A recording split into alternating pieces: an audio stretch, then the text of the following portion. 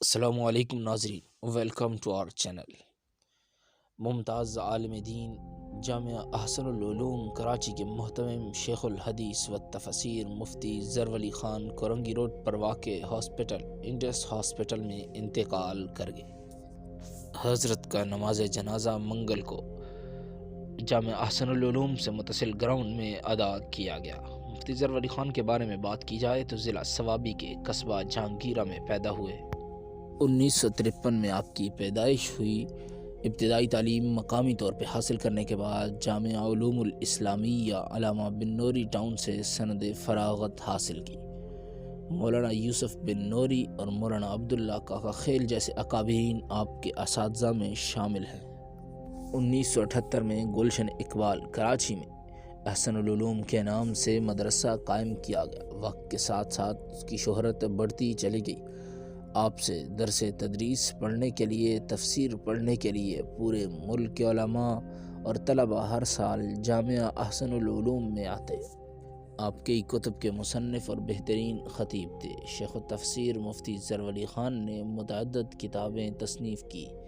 اہم کتب میں احسن الرسائل ہے، جو کہ مختلف موضوعات پر لکھے گئے 10 علمی اور تحقیقاتی رسائل کا مجموعہ ہے۔ اس کے علاوہ احسن الخطبات جمعہ کے خطبات کا مجموعہ 3 جلدیں ہیں، اور احسن البرہان کہ اپنی حیات کے بارے میں 2 جلدیں ہیں۔ معارف اور محاسن ماہانہ الاحسن میں لکھے گئے اداریوں کا ایک مجموعہ ہے۔ یہ تینوں ان کی کتابیں بہترین کتب میں شمار ہوتی ہیں۔ اس کے علاوہ سیاسی طور پہ بات کی جائے تو مفتی صاحب عمران خان کے سخت ناقدین میں شمار کیے جاتے تھے اور مولانا فضل الرحمن کے انتہائی گرویدہ تھے۔ انتہائی سخت طبیعت کے مالک سمجھے جاتے تھے۔ مولانا طارق جمیل کے غیر مناسب بیانات پر ان کے خلاف سخت رد عمل بھی دے چکے تھے۔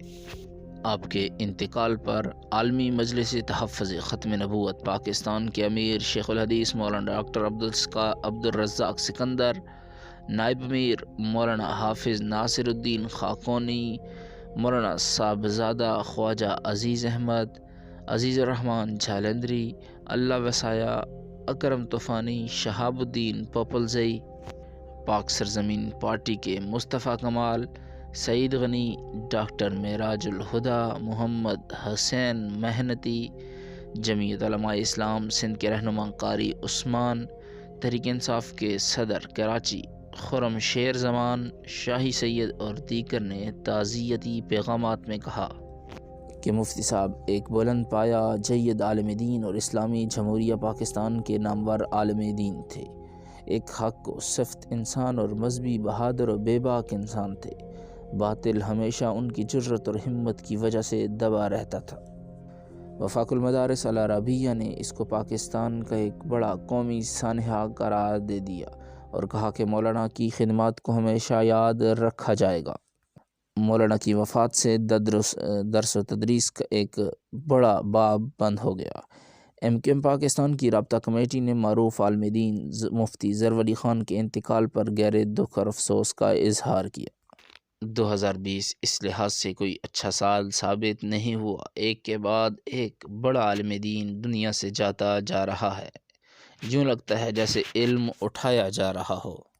اللہ پاک آپ کی مغفرت فرمائے اور درجات بلند فرمائے۔ مزید اپڈیٹس کے لیے ہمارے چینل کو سبسکرائب کر کے اس کے ساتھ جڑے رہیے تاکہ آپ کو مزید ویڈیوز بر وقت ملتی رہیں۔ اگلی ویڈیو تک کے لیے اللہ حافظ، اپنا خیال رکھیے۔